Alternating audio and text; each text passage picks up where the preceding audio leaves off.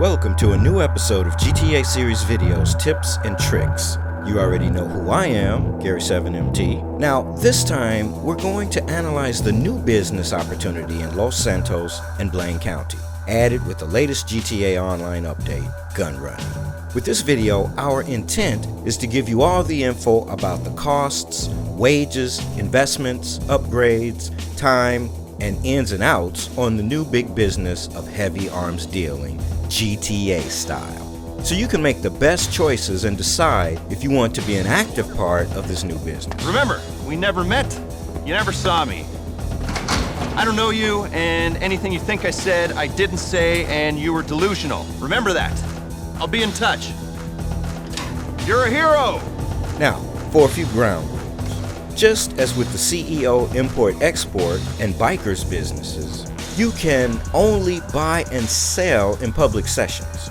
And exactly like the bikers businesses, obtaining your product or selling it later doesn't necessarily require your personal presence or interaction. Bunkers first require a setup mission and then, most of the time, a re-up mission every now and then. To create the product, the game must be on, so your GTA universe is active. This simply means while your staff is transforming the supplies in stock to killer, high-tech weaponry, you're free to enjoy acting like the boss you are.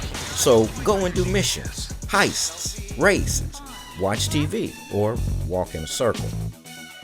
Now, let's get down to the real reason for all this in the first place, the numbers. To start your business, you'll need a bunker. Which one you choose is up to you.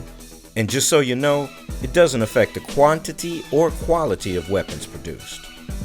With that said, the cheapest bunker is located in Palito and costs a cool $1,165,000 smackaroos.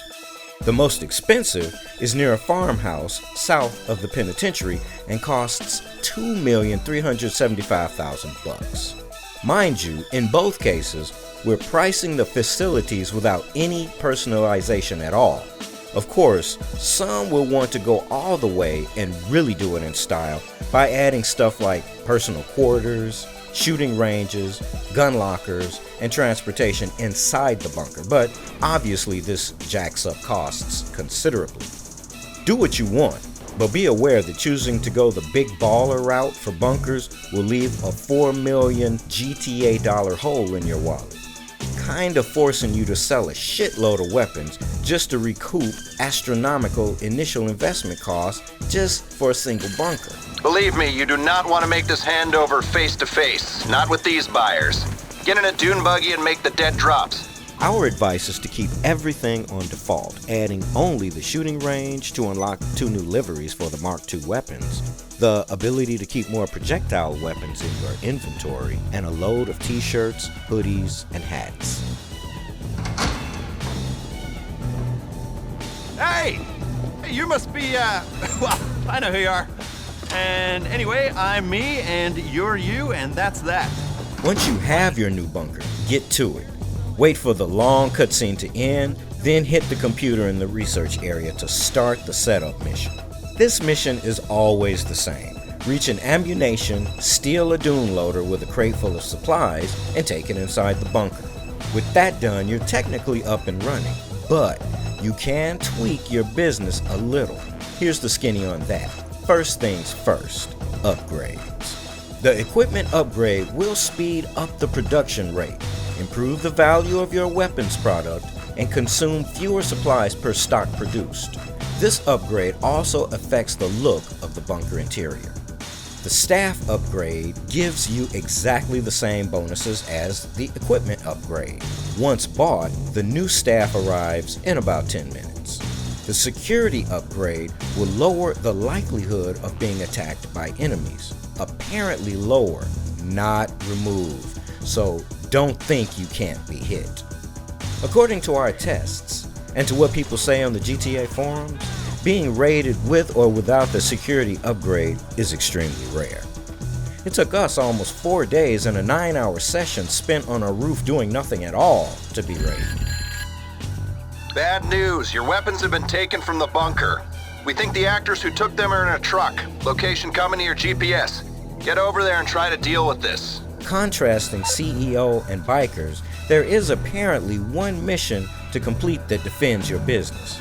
In this mission, you need to reach a truck with your weapons, kill the competition, disarm 3 bombs with the classic hacking minigames, bring the truck back to your bunker and get it inside. Fail to do so and you lose everything. But if you manage to bring the truck back, you'll only lose a small portion of your stock. But beware, a 5-minute countdown starts as soon as your enemy spots you. Fortunately, success can still be had even if you die while fighting with them. But just remember to disarm the 3 bombs before time runs out, or the truck will explode, leaving you with jack shit in your bunker. Oh, and just one more thing. While hacking the bombs, more enemies are gonna spawn, so you better be fast with those minigames and shoot straight.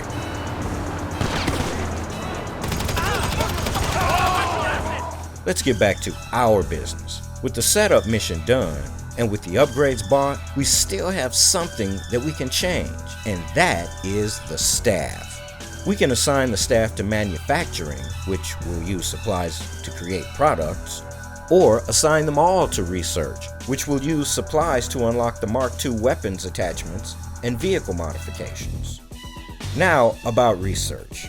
There are 45 items to unlock from research, from modifications for the weaponized vehicles to parts for the Mark II weapons, including a gang of liveries. We've already shown you every upgrade in previous videos, so if you don't know, that's on you. But what hasn't been discussed is how the research works. The research bar fills up twice as fast as stock, and like stock, it consumes supplies. You might choose to move all your staff to research in order to unlock the parts faster. The result in moving all your staff to research is that it takes half the time otherwise necessary to unlock some new research project. That is, if you don't choose to spend your money fast-tracking projects as soon as they're available. Speaking of spending money, how much does it cost and how long does it take? Check out the tables. As you can see, with no upgrades and the staff divided between research and manufacturing, to unlock one of the 45 items, you'll need to be online for almost 17 real-world hours. Instead, if you move all the staff to research and buy both EQ and staff upgrades, you'll need just under 6 real-world hours. That makes a total of 4 to 5 days to unlock all items. But as we said, you can also throw money at research and speed up the process.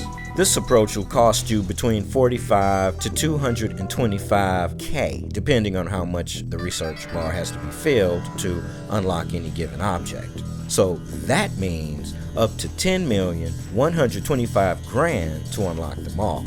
Considering the validity of the Mark II weapons and the actual use of the weaponized vehicles in free mode, our best advice is to pass on fast-tracking projects. But to return to the meat and potatoes of this episode, considering we spent the last week in-game unlocking all the research projects, the staff is automatically moved to manufacturing, thereby emptying our bunker of white coats.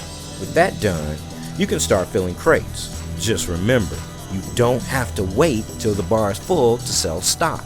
Contrasting the CEO warehouses and bikers' businesses, you can sell a single crate of weapons 100 times or all 100 crates at once. The value of a single crate is always the same, but keep in mind, especially if you play solo, never sell more than 25 crates of product all alone, because when you do more than that, you face the possibility of having 2 or more vehicles to drive to a specific destination. And most of the time, that's going to translate into failing the selling mission.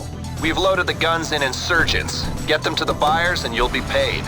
Now you're free to sell your weapons in Blank County or Los Santos. The difference being the nearer the drop-off, the easier the mission. But to all you would-be arms dealers out there, if you think selling in your own county pays good, selling it outside pays better. Exactly 1.5 times better.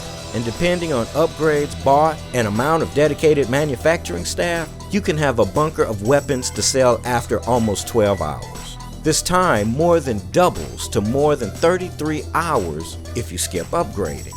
That was just the exact amount of time necessary to transform supplies into product. To drive this point home, here's yet another table showing exactly the amount of time necessary to create a single crate of weapons.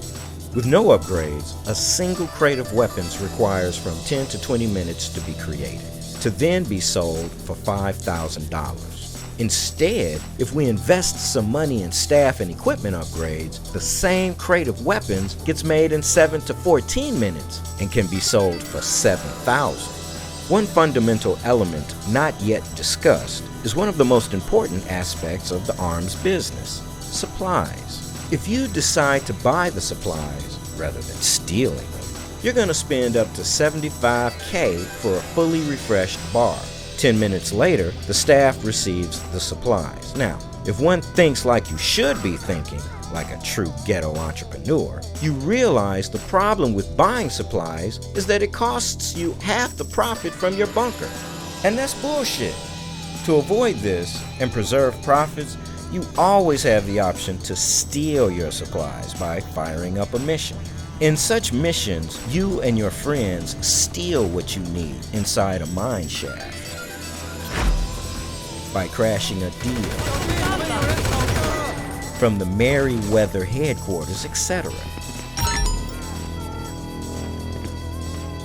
You're also going to steal a tank with a cargo bob, or be on top of a flatbed with a ballistic vest and minigun bringing the damn Payne to any and all foolish enough to pursue, while your friends haul ass back to the bunker. The problem with resupply missions, if there is one, is a single mission is hardly enough to fill the whole supply bar. If you're playing solo, you're not gonna fill more than 20% of the bar, while 20% is gained for every member of your crew. All right then, that'll keep him busy on the floor. So, how much supplies you need is again a simple math calculation. According to the upgrades installed and considering always a full bar supply, you're going to use the supplies in a different way. A bunker with all the upgrades and a staff dedicated completely to manufacturing will use an entire bar of supplies, creating exactly 20 crates of weapons, again for a total of 100. So, to completely fill your bunker, you'll need to refill your supply bar at least 5 times. Now that we have all the details on time and supply, consumption, etc., let's look at real money and real profit. To do this, let's make some sales. Like when re-upping on supplies, sales are done through a timed mission where, most of the time, you have to bring your vehicle to one or more locations, fight Merryweather, and at the end, dump the product and leave the area. Like every other update, there's a high demand bonus, a 1% dividend on the income for each enemy player inside the lobby at the moment you close the deal. And, as always, payouts for your associates suck. If you keep them as CEO, VIP associates, they gain nothing more than $10,000. Start an MC instead before a deal and give them a role in order to allow a fairer payout of up to $35,000. But how much you gain from selling your goods is all about how much you spent on investing in upgrades. The less you spend, the less money you'll get back because, as explained before, a single crate's value is lower. With no upgrades at all, a full bar of weapons can't be sold for more than $750,000, while those who invested on both staff and equipment upgrades will be able to sell the goods for more than $1 million. The cheapest bunker purchase is buying the one in Polito. With no upgrades at all, move the staff to manufacturing, and every 2 days you can sell 100 crates for a total of $750,000, opting for a remote sale. That means that after a couple sales, we could break even if we don't have to pay the $4,700 every 48 minutes. To show this precisely with numbers, as we did with the bikers video, let's imagine the worst case scenario. We bought the most expensive bunker, adding every possible personalization to it for $4 million. We then upgrade the staff, equipment, and security, spending another $2 million. To cover these expenses, we need to sell almost 6 times our bunker of goods. But again, at the same time, We also have to pay wages to the staff, adding almost another $1 million in expenses. So, to make it easier, if we want it all, assuming we have the money to spend, we then will need almost 4 days, 82 hours, and seven selling missions to break even and make a profit of just $250K that we're probably going to spend later to speed up research. We're talking a lot of time, but exactly like the bikers' businesses, the gun running activities are for those players that continue to play the game a lot. So, to wrap it all up in review, gun running can be seen as a new business for the Bikers Club. It's even better to sell your goods while being in an MC if you have some pals with you, because your associates will receive a bigger cut, $25,000 to $30,000 instead of a measly $10,000 max. To unlock every project and make profit, you're going to need to spend money, and a lot of it, up to $10 million, or a lot of time, weeks, if not months. The good thing is that technically nothing is necessary or extremely overpowered in either attack or defense. If you're still an active player, you may find a reason to invest in a bunker, and you may gain a profit soon. Otherwise, enjoy the other tons of content the game offers. That's it for this tips and tricks. If you want to chat with us and other players or find someone to play GTA Online with, join us at our official Discord server or follow our social media accounts on Twitter, Facebook, and Instagram.